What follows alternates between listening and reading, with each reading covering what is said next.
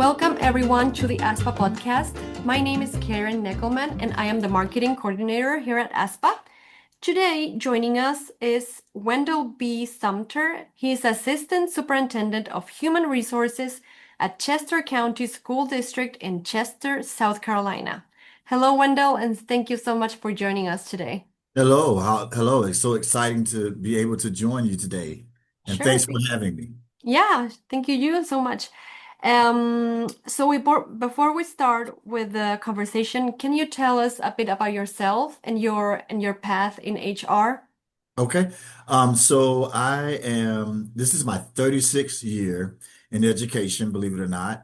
And so I've been in the classroom as a teacher. I've served as an assistant principal, and principal of two other schools. I've been in HR. This is my seventh year in HR, here in the Chester County School District. Okay, great. And Wendell, today we are going to talk about Beyond Courage, how HR leaders build culture, trust, and energy in changing times. So, you've spent more than 35 years in education and the last 10 in HR leadership. What inspired your focus on courageous leadership and the idea of ladder shifts? Yes, so I think I was really inspired by the experiences I've had working in schools and that experience being transferable to the role in HR leadership. Because when we talk about ladder shifts and shifts in leadership, we talk about new people. How do we develop leadership talent? How do we face leadership challenges? How do we embrace diverse views and perspectives in HR and as leaders? And then how do we shift leadership focus, adjusting to new priorities, making sure that we are able to meet the evolving demands of HR leadership? And then how do we make sure that we have what I call leadership energy? How we allow our new passions to inspire creativity for and sustain enthusiasm throughout the culture of our districts or wherever it is that we lead. Mm-hmm. And you describe courageous leadership as leading with vulnerability, emotional intelligence, and moral integrity. What does that look like in real life for HR leaders today, you think? Well, I think one of the things, especially when it comes to vulnerability and especially when it comes to emotional intelligence and moral integrity, I think one of the things that is important as we look at real life in educators is number one, leading with vulnerability. I think as an HR leader, sometimes we're so focused on the policies and the rules that we lose that space of empathy for the people in which we serve. So I think it's important that as a courageous leader in HR, it's important to make sure that you have that level of empathy and that vulnerability to be able to develop talent and cultivate talent by making sure that we provide the tools that's necessary for their success. And one of those things is us being able to feel what other people feel and see what other people see. And then also when it comes to emotional intelligence, we have to make sure that we, as HR leaders, navigate and grow as leaders, and that's real life. You know, we have to build our level of emotional intelligence as well, and that helps us develop into the type of HR leaders that will be, I believe, will be successful. Making sure that we are aware of the company that we keep and understanding that relationships shape who we become in leadership. And so I think those things are really important as it relates to the real life of an HR leader. And then integrity, we know doing the right thing.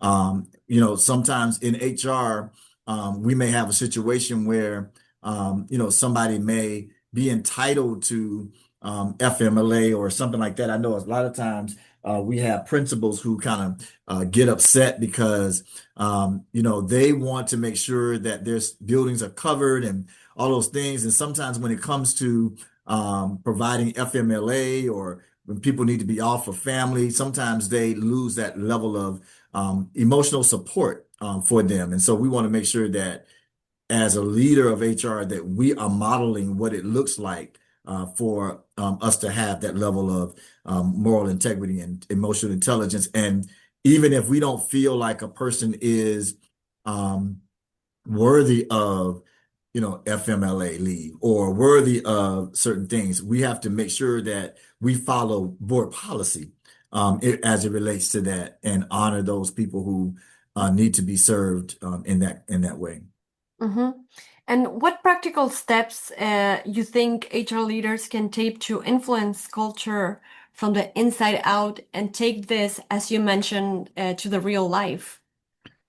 Wow, I think the one thing that we can do to influence culture inside and out, I think that's what your question was, right? Yes. Okay. Is making sure that we have what I call clarified shared goals and expectations, that we establish clear and common objectives to help unify the teams that we serve, that we foster a space of open, honest communication with our teams, that we encourage transparency and dialogue to build trust and strengthen the relationships that we have, that we align our decision making and priorities across leaderships. And because in our role as HR leaders, we're affecting schools across our district. So making sure that we also distribute leadership and responsibilities in effective ways. And then I think one of the greatest things is when we celebrate wins, when we celebrate wins and reflect on challenges together, it helps to build the kind of culture that we're looking for and how we can influence that. Recognizing successes and learning from difficulties promotes, I believe, growth and unity within our team. One of the things that I know for a fact is that our educators love to be celebrated. They want to make sure that we recognize what they do every single day in our buildings, and that we don't let it get lost, that we recognize what they do, we support it, and we celebrate it. Like, for example, my district tomorrow, we're having, believe it or not, 100-day celebration for our induction teachers, our first year teachers. And everybody in the district is invited.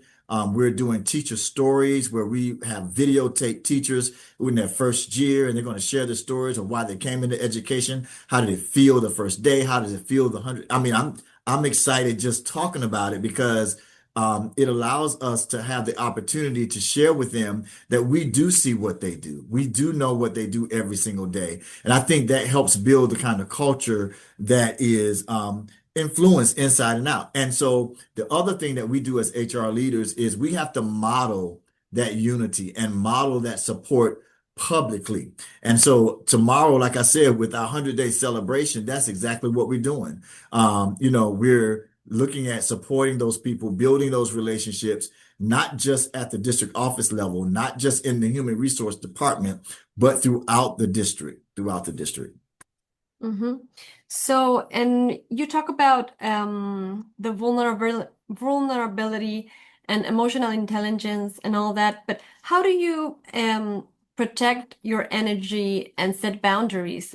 What would you tell leaders to do about this? Why is that important? And how can HR professionals do that without feeling guilty or disconnected? Well, that's true. So here's the thing. I think the company you keep is important. And so and the company you keep has an impact on your relationship and so I think one of the things that we have to do to protect our energy is understand a couple of things. So number one, I think it's better to be alone than to be in the wrong company. Mm-hmm. And so your closest associates reflect who you become, highlighting the importance of surrounding yourself with the right people. So you have to make sure that whoever you surround yourself with, that you're protecting that energy that you have. And because we know that people can be energy drainers. And so I just think it's important that we understand it's better to be alone than to be in the wrong company. And then also, friends can stretch or choke your vision. And so you want to make sure that your circle should be a circle of growth and elevate your leadership. either expanding or limiting your potential can happen as a result of making sure that, as a result of not making sure that you have the right friends who can stretch your dreams, not choke your vision. Um, One of the things that I value too is making sure that we're selective with counsel. What we have in our district is a consortium of HR leaders, and we trust each other, and we are always, if there's something, because none of us know everything. So making sure that we have people in our corner who we know support us, who will give us wise counsel, and then make sure we invest in those relationships that add value and direction to our leadership journey. We have to reflect on those relationships and then making sure that our relationship ecosystem is a strategic asset in our leadership journey, essentially for helping us build courageous and transformational leadership. Hmm. And to wrap up the conversation, what challenges would you leave with HR professionals who want to lead more courageously? Let's see, what challenges? I would say um, a couple of things. Number one, encourage, it's okay to take risk. If you want to be a courageous leader, it's okay to take risks. Sometimes you've got to, go beyond what you once did. Just try something different. This is for example, I give an example, like we've been having a low turnout for in-person recruitment fairs. So we're taking a risk this year. The in-person ones, with the traditional ones, they show up, they meet the staff, they have, we're doing Dine with Chester. And so we're creating a night out dinner style where we're going to have people come who will register for our recruitment fair. And this recruitment fair will consist of a dinner, time to reflect and share with potential leaders in our district. Our principals and their teacher staff will be there, but we're going to actually have an actual full course meal with our potential candidates for our district. So we're kind of celebrate that. We're kind of excited about that. Model humility and transparency. Create safe space for truth for people to feel like they can have honest dialogue. Facilitate courage, and then making sure that we celebrate leadership courage as well. And so I think those are the things that for leaders to make sure that they continue to challenge themselves to look beyond where they are and seek ways to improve seek ways to improve their goals and aspirations as a leader. Hmm. That sounds great. It's great advice. Well, Wendell, I want to thank you for joining us today. This was so fun talking to you, and we hope to have you back at some point to talk about other subjects. Thank you. Thank you. Okay, take care.